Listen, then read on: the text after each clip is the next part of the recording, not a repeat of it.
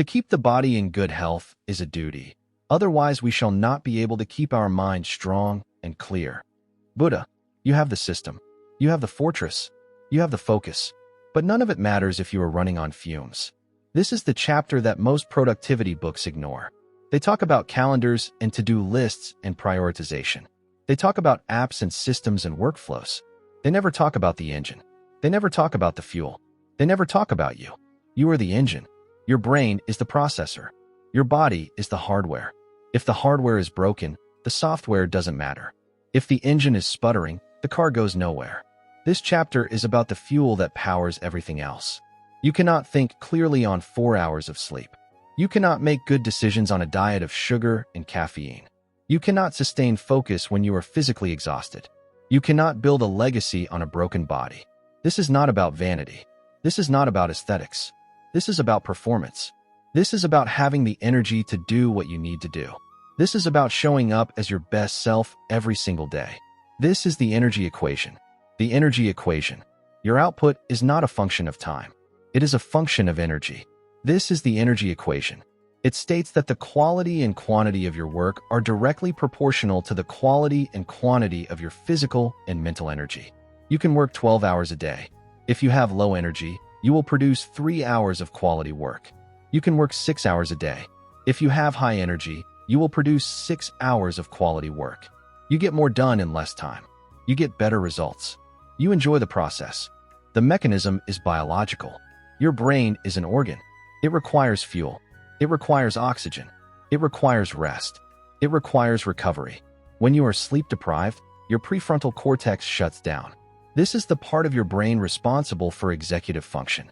It is responsible for decision-making, focus, and impulse control. When it is offline, you are not thinking clearly. You are reactive. You are impulsive. You are distracted.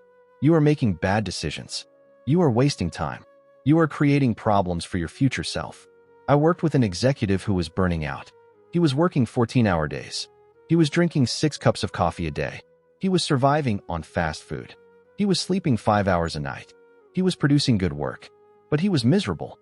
He was anxious. He was short-tempered. He was making mistakes. His team was suffering. His family was suffering. He was suffering. He was trapped in a cycle. He thought he needed to work more. He thought he needed to push harder. He thought he needed to sacrifice everything for success. He was wrong. I told him to do the opposite. I told him to sleep 8 hours. I told him to eat real food. I told him to exercise. I told him to take breaks. He resisted. He said he didn't have time. I told him he didn't have time not to. He agreed to try it for 30 days. Within 2 weeks, he was more productive. He was working fewer hours. He was producing better work. He was happier. His team was happier. His family was happier. The lesson is this: you cannot pour from an empty cup. You must fill yourself first. The application is immediate. You must treat your energy as your most precious resource. You must invest in it. You must protect it. You must replenish it. This is not optional. This is not a luxury. This is a requirement. The energy equation is the foundation of all success. You can't outwork a broken engine. You must repair it. The sleep imperative. Sleep is not optional. It is not a weakness. It is not a luxury. It is a biological necessity. It is the single most important factor in your cognitive performance. It is the single most important factor in your physical health. It is the single most important factor in your emotional well-being. This is the sleep imperative. You must prioritize sleep above almost everything else. The mechanism is restoration. During sleep, your brain cleans itself. It flushes out toxins. It consolidates memories. It processes emotions. It repairs neural pathways. It prepares you for the next day. Without adequate sleep, you are operating at a deficit. You are not thinking clearly. You are not learning. You are not retaining information. You are not regulating your emotions. You are not recovering from stress. You are essentially drunk.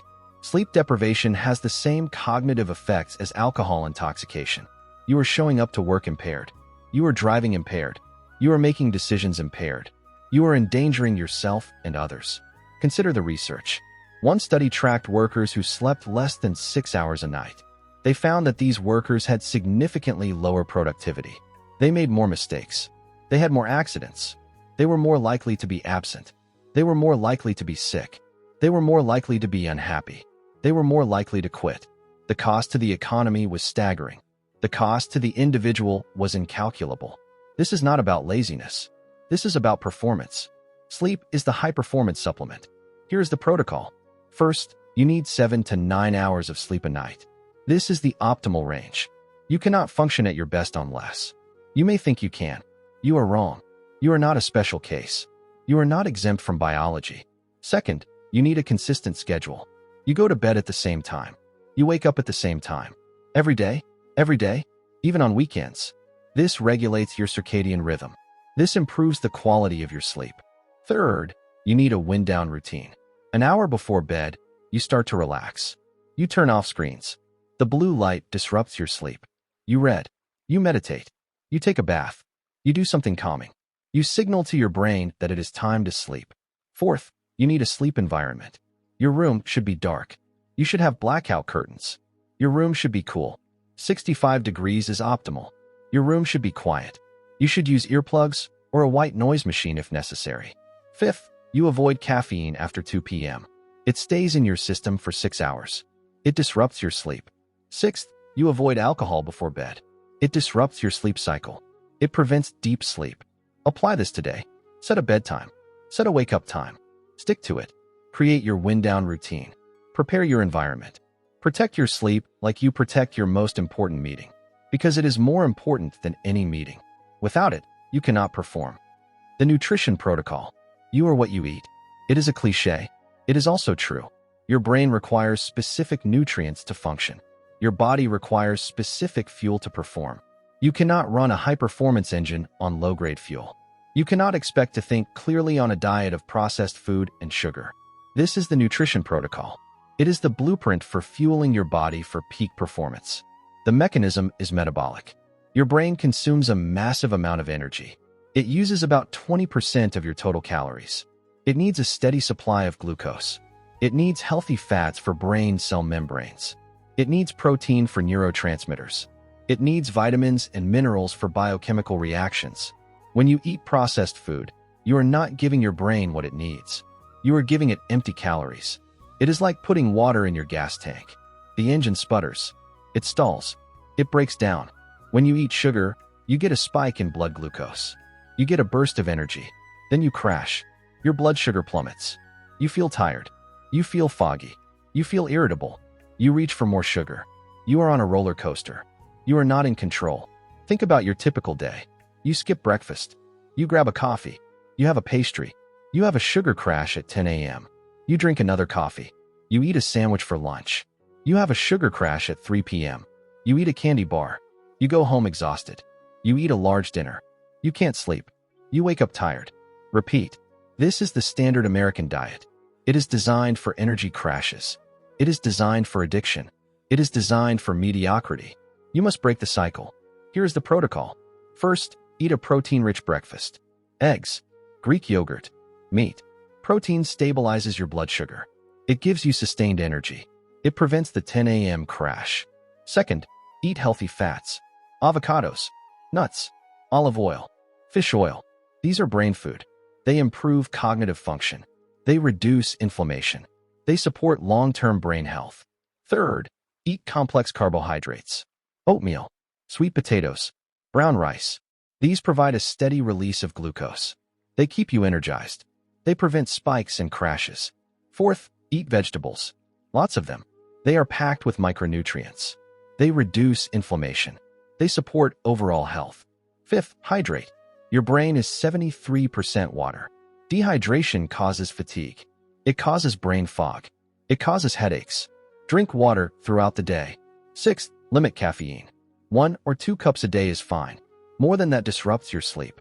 It makes you jittery. It causes energy crashes. Seventh, limit alcohol. It disrupts your sleep. It dehydrates you.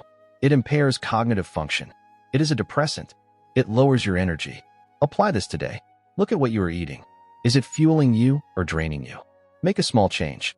Replace one processed meal with a whole food meal. Drink an extra glass of water. You will feel the difference. You will have more energy. You will think more clearly. You will perform better. The movement mandate. Your body is designed to move. It is not designed to sit. Sitting is the new smoking. It is a health crisis. It is a productivity crisis. It is a performance crisis. You cannot be sedentary and expect to be high-performing. You must move. This is the movement mandate. It is non-negotiable. The mechanism is circulation. Movement increases blood flow. Blood carries oxygen. Blood carries nutrients. Blood carries energy. When you move, your brain gets more oxygen. It gets more nutrients. It gets more energy. It functions better. You think more clearly. You make better decisions. You feel more energized. You also release endorphins. Endorphins are natural mood elevators. They reduce stress. They improve mood. They increase happiness. Exercise is not just physical. It is psychological. It is emotional. It is cognitive. Consider the research. One study found that workers who exercised regularly were significantly more productive. They had more energy. They had fewer sick days. They had fewer accidents. They had better relationships. They had higher job satisfaction. They were happier. They were healthier. They were more resilient. They were more creative. They were more innovative. The benefits are overwhelming. There is no downside. Exercise is the ultimate investment. Here is the protocol. First, you need at least 30 minutes of moderate exercise a day, 5 days a week. Walking counts. Jogging counts. Cycling counts. Swimming counts. Strength training counts. You don't need to be a marathon runner. You don't need to be a bodybuilder. You just need to move. Second, you should incorporate movement into your workday. Stand up every hour. Walk around. Stretch. Do desk exercises. Use a standing desk. Take walking meetings. Use the stairs. Park further away. Small changes add up. Third, you should find activities you enjoy. If you hate running, don't run. Try dancing. Try hiking. Try sports. Try yoga. The best exercise is the one you will do. Fourth, you should schedule your exercise. Put it on your calendar. Treat it like a meeting. Protect it. It is not optional. It is a priority. Apply this today. Take a walk. Just 15 minutes. Do some stretches. Stand up. Move. You will feel the difference. You will have more energy. You will think more clearly. You will perform better. This is the movement mandate. The recovery rhythm. You cannot work all the time. You cannot be on all the time. You cannot produce all the time. You must recover. This is the recovery rhythm. It is the principle of rest and restoration. It is the principle of interval training. Sprint, rest, sprint, rest. This is how you maximize performance. This is how you sustain it over the long term. The mechanism is adaptation. Your body adapts to stress. It gets stronger. It gets more resilient. It gets better.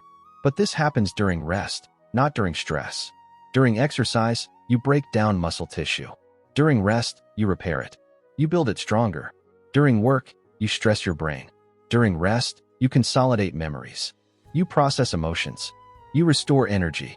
You come back stronger. If you don't rest, you don't adapt. You break down. You burn out. You lose performance. You lose resilience. You lose your edge. Think about elite athletes. They train hard. They push their limits. They also rest. They sleep. They take recovery days. They eat well. They manage stress. They don't train 7 days a week. They train smart. They train with intensity. They recover with intensity. They understand that recovery is not weakness. It is strategy. It is how they stay at the top of their game. It is how they avoid injury. It is how they prolong their careers. It is how they dominate. You must do the same. You are a knowledge worker. Your brain is your muscle. You must train it. You must rest it. You must recover it. Here is the protocol. First, you need breaks during the day. Take a 5-minute break every hour. Step away from your desk. Move. Stretch. Breathe. Rest your eyes. Reset your brain. You will come back more focused. You will be more productive. Second, you need a longer break at midday. Take a 30-minute lunch break. Eat away from your desk. Go outside. Read. Socialize. Disconnect. This is a hard reset. It keeps your energy consistent throughout the day. Third, you need a weekly break. Take at least 1 day off a week. A full day. No work. No emails. No thinking about work. This is a Sabbath. This is sacred. This is when you recharge. Fourth, you need a quarterly break. Take a vacation. A real vacation. Disconnect completely. Leave your phone. Leave your laptop. Do something different. See something new. Gain perspective. You will come back refreshed. You will come back with new ideas. You will come back more creative. You will come back better. Apply this today. Take a break. Right now, step away from your desk. Walk around. Breathe deeply. Reset. You will come back more focused. You will come back more energized. You will produce better work. This is the recovery rhythm. The stress shield. Stress is not the enemy. Stress is a signal. It tells you that something matters. It tells you that you are pushing yourself. It tells you that you are growing. But chronic stress is toxic. It destroys your health. It destroys your cognition. It destroys your relationships. It destroys your performance. You must manage it. You must build a stress shield. You must protect yourself from the corrosive effects of chronic stress. The mechanism is hormonal. When you are stressed, your body releases cortisol. Cortisol is the stress hormone. It is designed for short-term survival. It increases your heart rate. It increases your blood pressure. It mobilizes energy. It gets you ready to fight or flee. In short bursts, it is helpful. It makes you alert. It makes you focused. It makes you perform. But chronic stress keeps cortisol levels high. This is toxic. It damages brain cells. It impairs memory. It suppresses the immune system. It increases inflammation. It causes disease. It accelerates aging. It shortens your life. I worked with a startup founder who was under immense pressure. He was working 18-hour days. He was raising capital. He was building a product. He was hiring a team. He was constantly stressed. He had a nervous breakdown. He had to take a medical leave. His company almost failed. He learned the hard way that stress is not sustainable. He learned that stress management is not a luxury. It is survival. He started meditating. He started exercising. He started sleeping. He started delegating. He started saying no. He transformed his life. His company thrived. He thrived. This is the lesson. You cannot outrun stress. You must manage it. Here is the protocol. First, you need a daily stress management practice. Meditation, deep breathing, journaling, mindfulness. These practices activate your parasympathetic nervous system. This is the rest and digest system. It counteracts the stress response. It calms you down. It restores balance. Second, you need to identify your stress triggers. What is causing the stress? Is it overwork? Is it a toxic relationship? Is it financial pressure? Identify it. Then you take action. You change the situation, or you change your response. Third, you need to reframe stress. Instead of viewing it as a threat, view it as a challenge. This is a mindset shift. It changes your physiology. It changes your performance. You go from anxiety to excitement, from fear to empowerment. Fourth, you need to build a support network. You cannot do it alone. You need friends. You need family. You need mentors. You need a community. They are your buffer. They provide perspective. They provide support. They provide love. Apply this today. Take 3 deep breaths. Do a quick meditation. Write down what is stressing you. Reframe it. See it as a challenge. Your stress is not your enemy. It is your fuel. Use it. The energy audit. You cannot fix what you don't measure. You need to know where your energy is going. You need to know where it is being drained. You need to know where it is being replenished. This is the energy audit. It is a simple diagnostic tool. It will show you the leaks in your system.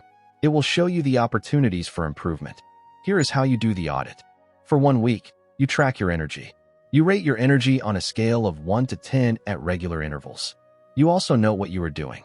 You note what you are eating. You note how you are sleeping. You note your stress levels. You note your mood. You are looking for patterns. When is your energy high? When is your energy low? What are you doing when your energy is high? What are you doing when your energy is low? This is data. This is insight. You will notice patterns. You will notice that your energy crashes after lunch. You will notice that your energy is highest in the morning. You will notice that exercise boosts your energy. You will notice that stress drains your energy. You will notice that sleep is the biggest factor. This is how you design your energy strategy. You work when your energy is high. You do shallow work when your energy is low. You protect your energy by managing your stress. You boost your energy by exercising. You sustain your energy by eating well. Apply this today. Start tracking your energy. Rate yourself on a scale of 1 to 10. Do it regularly. You will be amazed at what you learn. You will see the patterns. You will see the opportunities. You will take control of your energy. The Energy Protocol Summary. Here is a summary of the entire chapter. This is the Energy Protocol.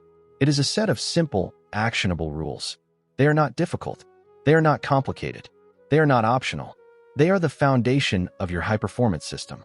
1. Sleep. 7 to 9 hours. Consistent schedule. Wind down routine. Dark, cool, quiet room. No caffeine after 2 p.m. No alcohol before bed. 2. Nutrition. Protein-rich breakfast. Healthy fats. Complex carbohydrates. Vegetables. Hydration. Limited caffeine. Limited alcohol. 3. Movement. 30 minutes of exercise daily. Movement throughout the day. Stand up every hour. Walking meetings. Stairs. Find activities you enjoy. 4. Recovery. Breaks every hour. Lunch break away from your desk. 1 full day off a week. A real vacation every quarter. 5. Stress management. Daily practice. Meditation. Deep breathing. Journaling. Identify triggers. Reframe stress. Build a support network. 6. Energy audit. Track your energy. Identify patterns. Work when your energy is high. Protect your energy. Replenish your energy. Action exercises. 1. Set a sleep schedule. Determine your ideal bedtime and wake-up time. Write them down. Commit to them. Tonight, you start. No excuses. Sleep is non-negotiable. 2. Conduct a nutritional audit. For 3 days, write down everything you eat and drink. Review it. Identify what is fueling you and what is draining you. Make one change. Replace one processed food with a whole food. 3. Schedule your exercise. Put 30 minutes of exercise on your calendar. Every day for the next week. Treat it like an unbreakable meeting. Do not cancel it. Move your body. 4. Set a movement alarm. Set an alarm on your phone. Every hour, it goes off. Stand up. Stretch. Walk around. Do this every hour. You will be amazed at how much it helps. 5. Create a wind-down routine. An hour before bed, you start to relax. Turn off screens. Read. Meditate. Take a bath. Do something calming. Signal to your brain that it is time to sleep. 6. Start a stress journal. Every day, write down what stressed you. Rate your stress on a scale of 1 to 10. Identify patterns. Identify triggers. This is the first step in managing your stress. 7. Do your energy audit. For 1 week, rate your energy on a scale of 1 to 10 at regular intervals. Know what you are doing.